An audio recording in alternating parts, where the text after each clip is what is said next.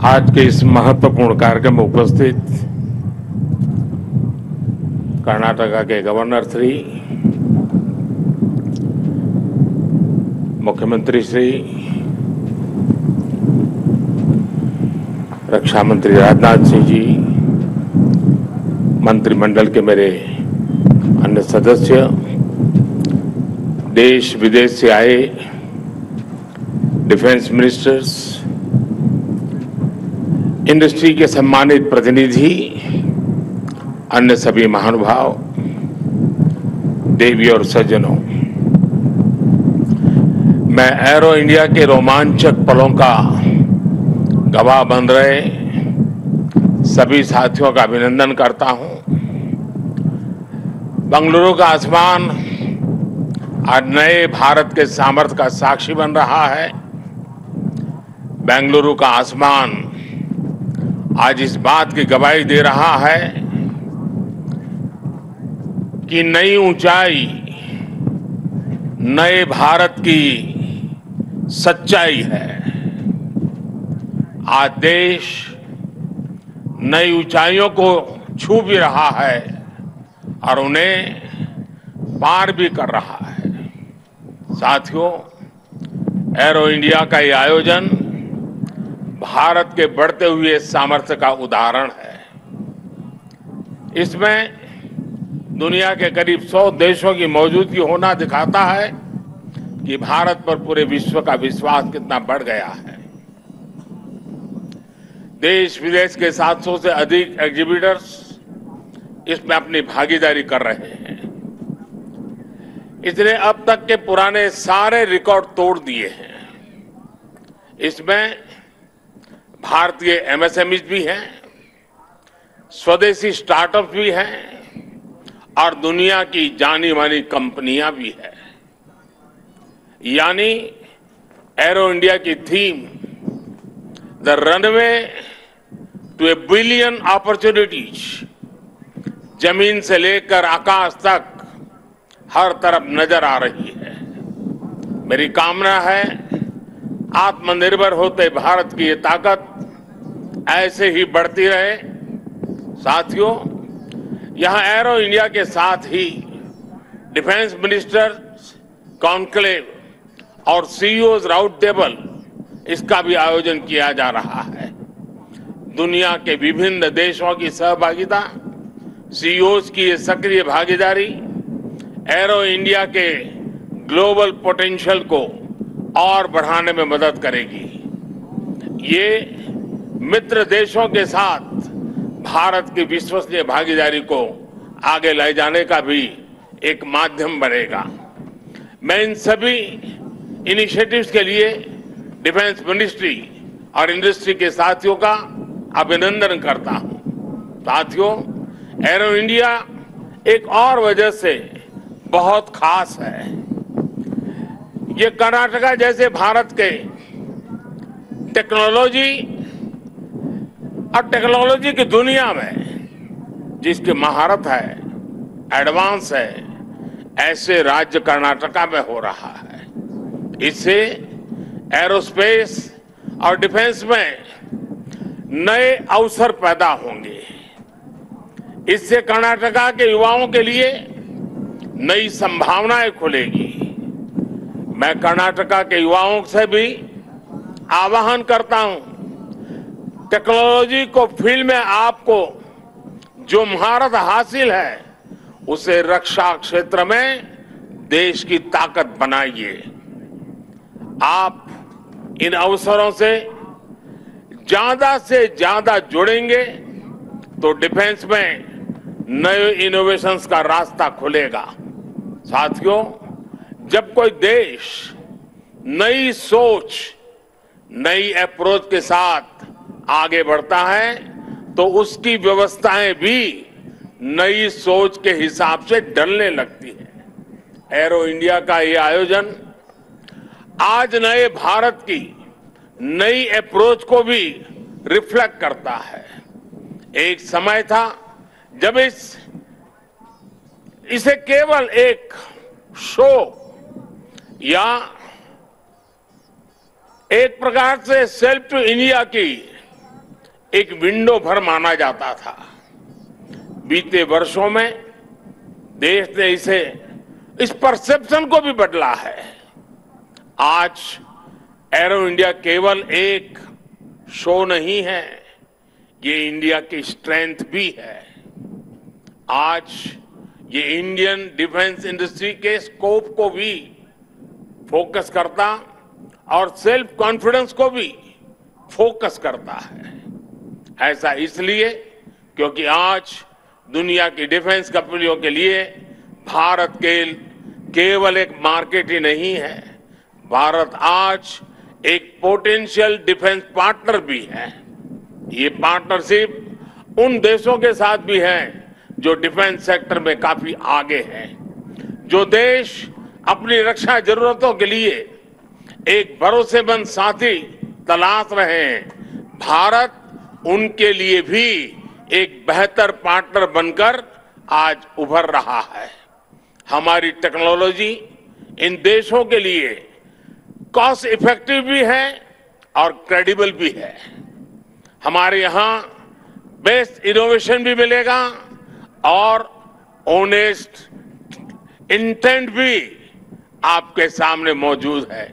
साथियों, हमारे यहां कहा जाता है प्रत्यक्षम किम प्रमाणम, अर्थात प्रत्यक्ष को प्रमाण की आवश्यकता नहीं होती। आज भारत की संभावनाओं का, भारत के सामर्थ्य का प्रमाण हमारी सफलताएं दे रही है। आज आकाश में गर्जना करते Tejas fighter planes make in India के सामर्थ्य का प्रमाण है। आज हिंद महासागर में मुस्तैद aircraft carrier INS Vikrant make in India के विस्तार का प्रमाण है। गुजरात के बड़ौदा में C-295 की मैन्युफैक्चरिंग फैसिलिटी हो या तुमकुर में HAL के हेलीकॉप्टर यूनिट हो, ये आत्मनिर्भर भारत का वो बढ़ता सामर्थ्य है जिसने भारत के साथ साथ विश्व के लिए नए विकल्प और बेहतर अवसर जुड़े हैं। साथियों, 21वीं सदी का नया भारत अब न कोई मौका खोएगा और न ही अपनी मेहनत में कोई कमी रखेगा। हम कमर कस चुके हैं। हम रिफॉर्म्स का रास्ते पर हर सेक्टर में रिवॉल्यूशन ला रहे हैं। जो देश दशकों से सबसे बड़ा डिफेंस इंपोर्टर था, वो अब दुनिया के 75 देशों को डिफेंस इक्विपमेंट एक्सपोर्ट कर रहा है।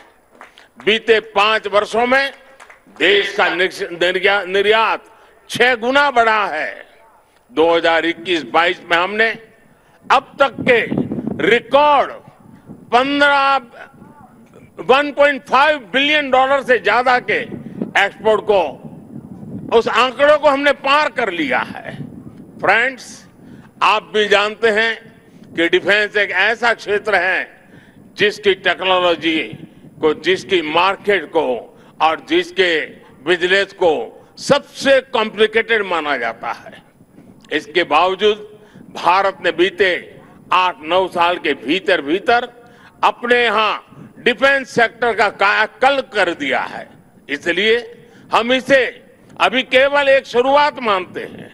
हमारा लक्ष्य है कि 2024-25 तक हम एक्सपोर्ट के इस आंकड़े को 1.5 बिलियन से बढ़ाकर 5 बिलियन डॉलर तक ले जाएंगे। इस दौरान किए गए प्रयास भारत के लिए एक लॉन्च पैड की तरह काम करेंगे।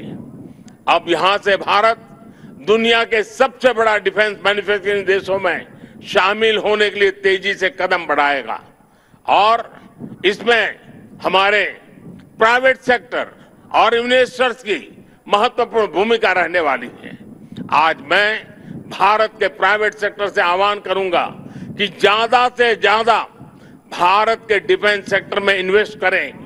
भारत में डिफेंस सेक्टर में आपका हर इन्वेस्टमेंट भारत के अलावा दुनिया के अनेक देशों में एक प्रकार से आपका व्यापार कारोबार के नए रास्ते बनाएगा।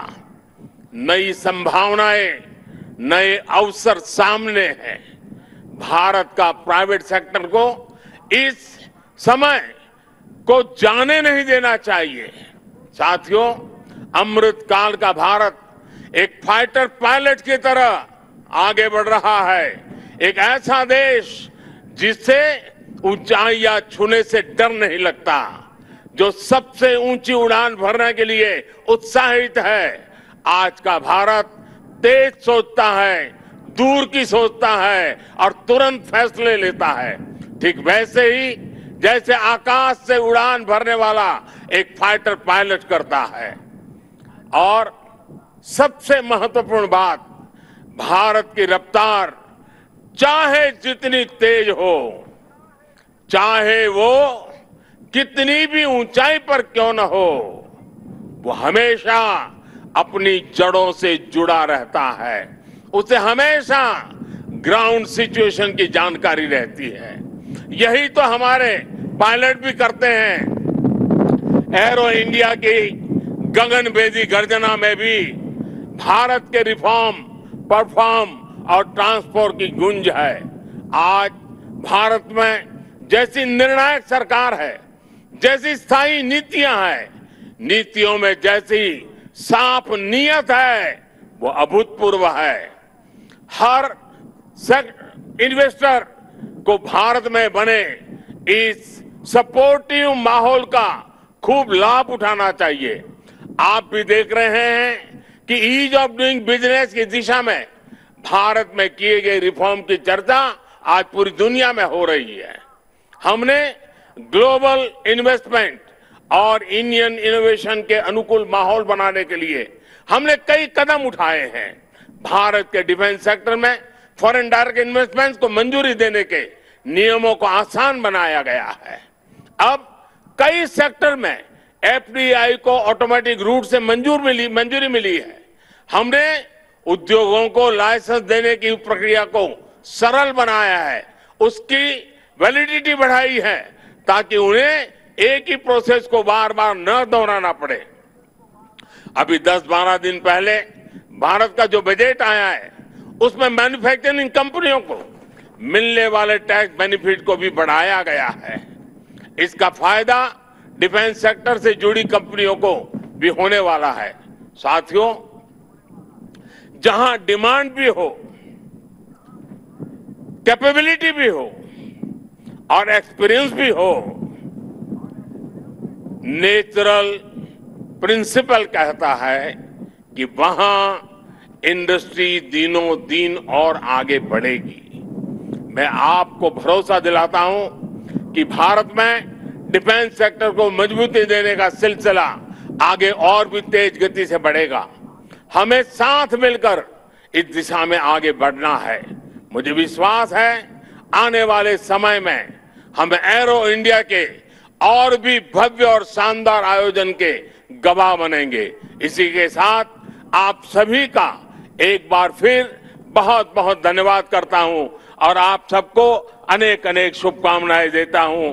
भारत माता की जय।